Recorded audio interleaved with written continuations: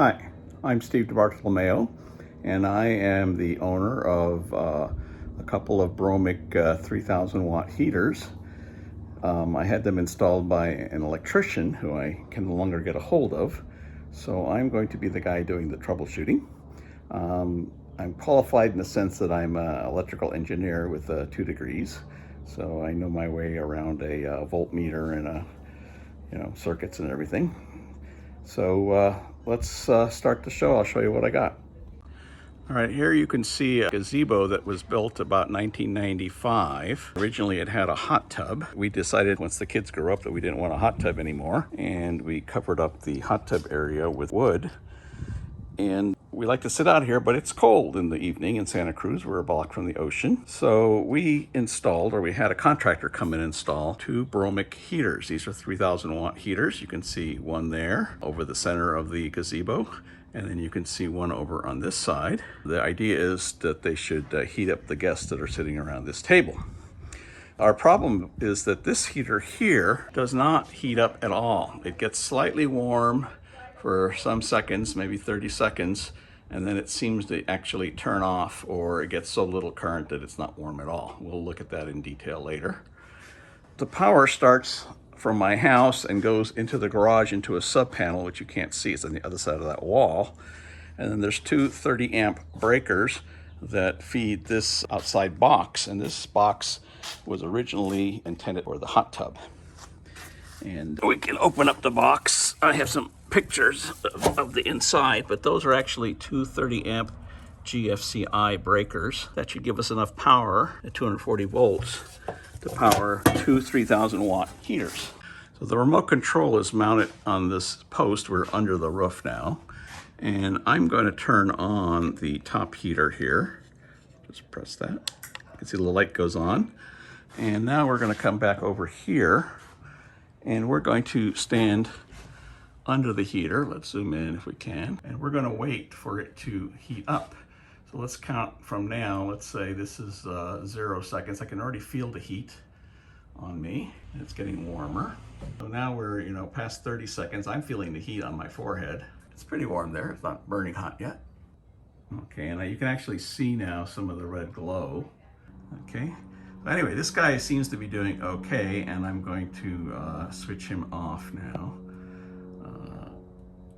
Although I'd like an expert opinion as to whether this is as hot as it's supposed to be after a couple of minutes. We're just going to come back and switch this guy off now.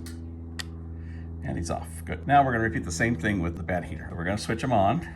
Light comes on. Now we're going to go over in front of our friend here. So I'm holding the camera about a foot away. I can feel a little tiny bit of heat, but nothing like the other lamp. And it's only been, 30 seconds, but not really that warm. Not as fast as the other one for sure. It's getting power, obviously. It's heating up somewhat, but then it just peters out.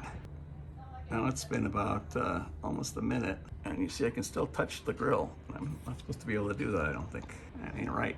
Almost 2 minutes since I started this test. And nothing. And is it cooling down now? Let's stop and wait a minute, and I'll get back again. And now it definitely is cooling down. I mean, I'm just pressing my hands against the grill. Not hot, not hot, not hot. I don't know if it's getting any power at all at this point, or whether it's switched off or what it's doing, but I'm going to stop this video and we're going to go turn it off. I got the controller and press off.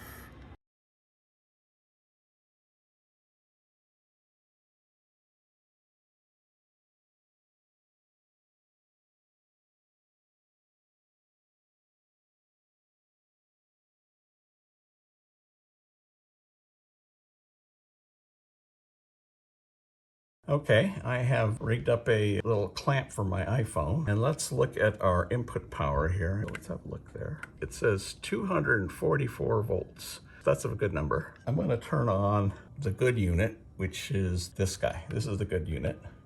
And so he is wired to those 2 guys. If we check it, we'll see that there's actually no voltage. And I'm going to leave that there. Careful, careful. And now I'm going to turn on the good guy. Click. And now we see 239. So there's a little bit of voltage drop, but let's let it run for a bit to see whether it goes up or down. 239, 240, that's probably fine. And now we're going to switch it off, and it's 0. Good. Now we will repeat this test with our second lamp. Let's come over here and see what he says. He says exactly the same thing. He's saying 239, 240.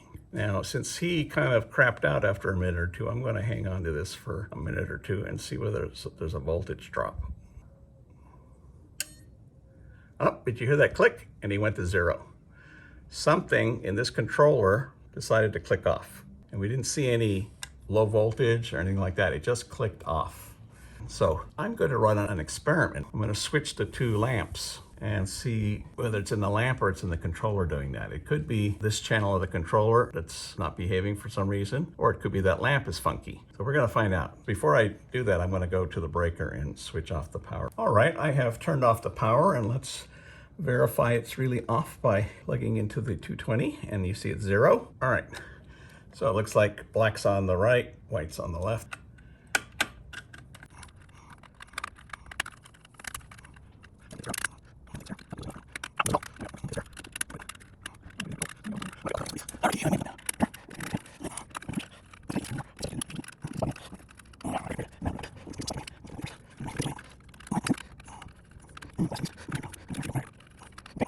Mission accomplished. Look, kind of thin wires. I don't know what the hell gauge those are, but I don't like it. Let's turn things back on and see what happens. Power's been turned back on, and let's check it at the input, 244 volts. Let's power on. We'll just find out. I heard the relay, and this side says 239. Okay, so somebody should be getting hot. Let me go over to the lamp now, and I'll report back what I see. So this was the guy that never got really hot and then crapped out after a couple minutes. You can see now he's got a nice rosy color, and I wouldn't dare touch that grill. What's that tell me? It tells me that it's not this lamp that's causing any kind of aggro at all, or the wiring to this lamp, because now the lamp is working as advertised. And I guess we can try the other guy now and see if he's now behaving flaky. So now we're going to try the flaky channel on the lamp that was working fine previously. We're going to turn this guy on, and let's just see what he does here. And he's not very warm. No, siree, he's not very warm at all. Oh, not warm, not warm. Ah, touching it, not warm. That's bullshit. Okay, all right, I think we've proved our point here. When we switch channels, we verify that both heaters work fine when they're connected to one channel, and both heaters don't work when they're connected to the other channel. So this is the channel that seems to be flaky. You can see it's labeled B as in boy. B is no good. B. So I think you guys should send me a new controller and I'll rewire it and we'll find out.